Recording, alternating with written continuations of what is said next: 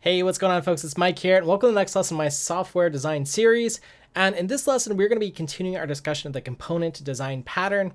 And if you haven't seen part one, make sure you go ahead and check that out. Otherwise, I'll do a brief recap here, but we want to go ahead and take a look at components today and figure out how we can improve our monolithic game object design, which is what we looked at last time. So just to get you up to speed, where we were looking at last time, just to fill you in here, is we had a little example as follows here. So we are looking at Mario before and just trying to understand what a game object is and some of the components that made it. Now, I'm going to go ahead and flip through these slides very quickly. Again, you can watch that previous video to see the discussion about all these slides here that I'm going to flip through. And basically where we landed was we had this monolithic game object, meaning I just have one game object and I'm just going to include all the components regardless if I need them. I might need textures, collision boxes, transformations, position, state information, input, etc., etc. But as we're going to find out, sometimes you don't want to carry all of these different, attributes for this game object. Because again, if you have something that only needs, say, a texture, like a user interface widget or just an icon on the screen, you're carrying around all these pointers to something else. And we're going to find out that for performance, that's not a really great thing. And it's also not really great for the flexibility of our design. But even more important, where I left off last time was a little bit of a cliffhanger here, where there's a little bit of a problem here as well that's much more subtle in how our code is built and designed. So again, I'm going to flip back here one more time, and let's see if we can try to figure out a problem here. Maybe this is something that you've actually wrestled with, or maybe you're not aware you're wrestling with this issue. But if I have this base game object type, again, the domain that we're looking at this is from game objects, but this could also apply in other domains. I have textures here, collision system, so physics, I have transformations, I have state, which could be several subsystems, input, which could be any type of I/O device, keyboard, mouse, etc., user interfaces, and artificial intelligence. That sounds like a lot of different subsystems working together under one game object. So let's go ahead and take a closer look here. And the issue that I'm alluding to here is this idea of coupling and decoupling code. Now, typically when we say code is tightly decoupled, like my hands are here, that's a problem because it makes it hard or rigid to try to shake free code if you want to make modifications. So typically we don't like coupled code. So we like to decouple code. Now, ways that we can decouple code often involve favoring composition instead of inheritance. Again, a hierarchy naturally has some sort of coupling. We also try to decouple code, for instance, by being able to pass data as a parameter, say into a function or member function, versus making it part of the actual object. So just some examples there to remind you on coupling and decoupling. So again, let's go ahead and take a look at what would look like in our game, say if we're making that Mario video game here, where we have a game loop with a bunch of game objects. So somewhere I've got some loop here, while true, and I'm going to go ahead and say, let's update all of our game objects. Now, we're going to be doing a lot of work here for our game objects, meaning we might have code that looks like this. We have an update function, that's part of our game object. And we want to do something interesting. Again, this is a video game example, so maybe we want to detect if we're colliding with the floor of our world. And then we also want to check if our render state is to make sure that our object is not invisible. And then we play a sound. So what's this look like here? Does this look like coupling? See if you can go ahead and pause the video for a moment and identify how many subsystems you see here. That is to say, is there physics? Is there sound? Is there something else? And if you pause the video for a moment and did that exercise, here's a few systems that I could count here. At least immediately you have physics or collision, rendering, and sound. And maybe there could be other subsystems you could imagine getting involved here. So for instance, maybe we even have for our game object a way to move the player. So we have an input system and so on. So anyways, those are the coupling of the code here. So my point is here, if we're exposing all of our components, this is going to often encourage us to couple our code together, which we might not want. And again, our background or secondary goal here, besides designing a nice flexible piece of software, is to also think about performance as well. If we're jumping from physics system into rendering and then into sound and all over the place, that's typically not good for locality. So we have to be conscientious of that, especially in a gaming environment where we care a lot about performance. So let's go ahead and move forward here. So with our monolithic game class, the issue is that while it is simple and it is flexible in some ways that we could just add things to it and not worry too much about refactoring and so on, it could lead us to developing very coupled systems and very coupled code, which can be very bad for performance or even organization. Again, it's maybe less of an issue if I'm just working on this project by myself, but all of a sudden I have to be the physics expert. I have to know what's going on with the sound. I have to know what's going on with the rendering. That's a lot of code to understand for one person, especially if these systems get more and more complex. Again, maybe we have nice functions here like colliding with floor, but again, we could introduce bugs and so on. So we want to be careful and try to have an update function that's less coupled and with fewer responsibilities, so to speak here. So instead, we're going to prefer something that decouples our components here. And this is where we could finally get into defining the component pattern. Again, here are all of our individual components that would make up a game object. Things like textures, collision, transform, and so on. So the component pattern, again, I'm grabbing from the Game Programming Patterns book. I don't know if it's officially classified in there. It's not one of the Gang of 4 patterns necessarily, but it does have to do with the structure of the code. So I'm going to define it as a structural design pattern, not so much the behavior or not so much as well the instantiation of data with creational patterns, but I would say this is more of a structural pattern. And the idea of a component pattern is to allow a single entity to span multiple domains without coupling the domains together. Okay, so let's just go ahead and look at some examples here. So first and foremost, if we want to refactor things here a little bit, our goal is to abstract away our components here. We don't want to have all these individual components here. So what do we do here? So again, here's all of my components, just defined as an example from line 5 through 11. And again, our monolithic game object. So let's go ahead and advance forward just a little bit here and use the component pattern here to decouple our code here. Again, the goal is to allow a component to span multiple domains without being coupled. And again, this design pattern, as we mentioned, is going to come up with some trade-offs, and there are going to be some interesting performance things that some of you who know about this pattern might want to also consider. But here's the idea. So we need some component here that will have maybe some base class like this, and each component's going to have its own update function, its own sort of job for how it's going to achieve some task here. And I am going to make components here in interface. Okay, so that is the basic idea that my texture is going to be a texture component, so it's derived from this component class. My collision box is going to be a type of component also derived from this struct as well. Okay, so that's the idea here. Here's an example with the texture component deriving from our interface here, component. And sometimes I put an I in front of components, so I call this I component just as convention, and so we know it's sort of an interface. Again, that's something that you can choose to do here.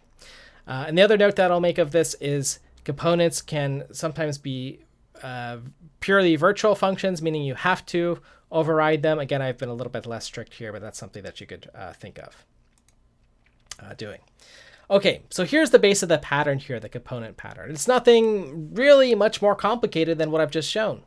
So it's actually quite nice news here. I can have a vector of my components here, which I'm showing at line 70 on this code example. And that's it. Because my component, I could add in any derived class from that, so texture components, collision components, and so on.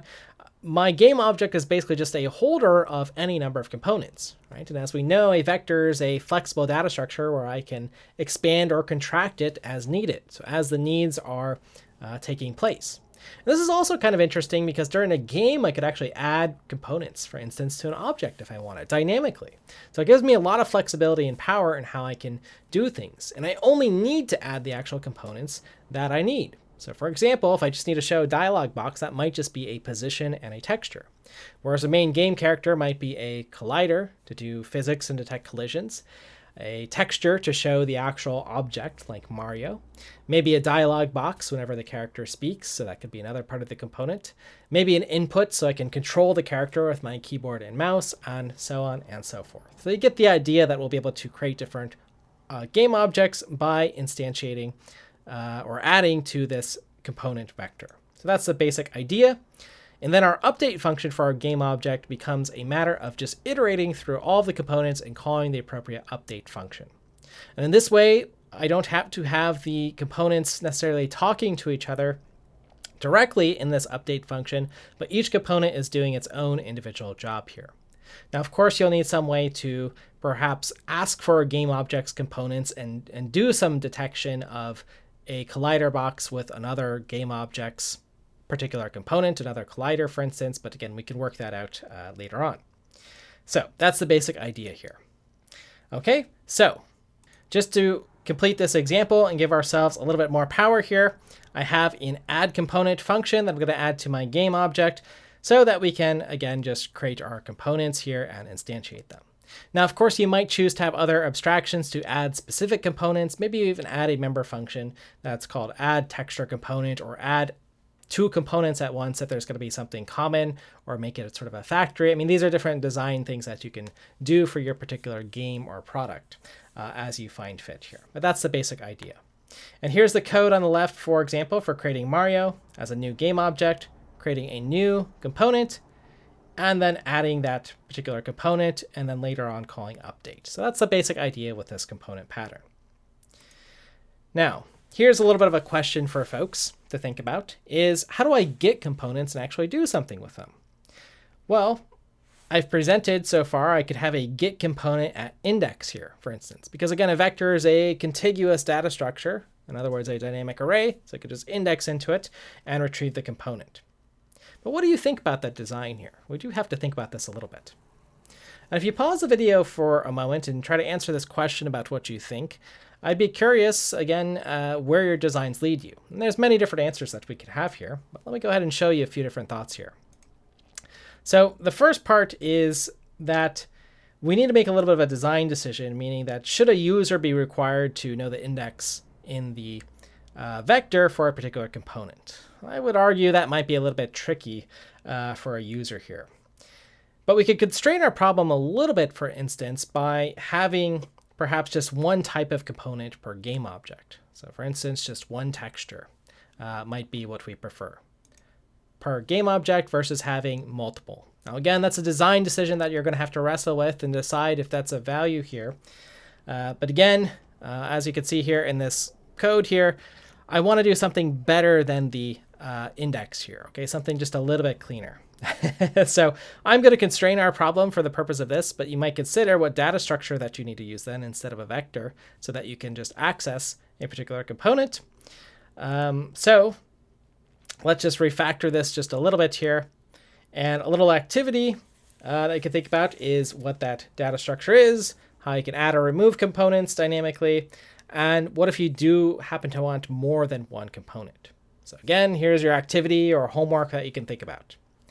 And again, if you've paused the video and thought about that activity, I'm going to go ahead and proceed forward here and give you a few suggestions for improvements on my design here. First and foremost, you could bounds check your vector here. Again, if you are going to ask for an index, that's not really quite what I'm asking for, but that's a nice thing if you were thinking about that, just as something that could be problematic, perhaps, right? Checking for the existence of whatever you're looking up is a good idea. But the second thing that I really want here is for our improvements is to use a map for our components. Now, in this way, we could use a map, for instance, for the lookup of our components if order matters. In fact, I'm going to stick to a map because I'm going to say that's a nice guarantee for the user who's adding the different components to have them in some known order. That makes things a little bit more deterministic versus unordered. So again, just something to keep in mind.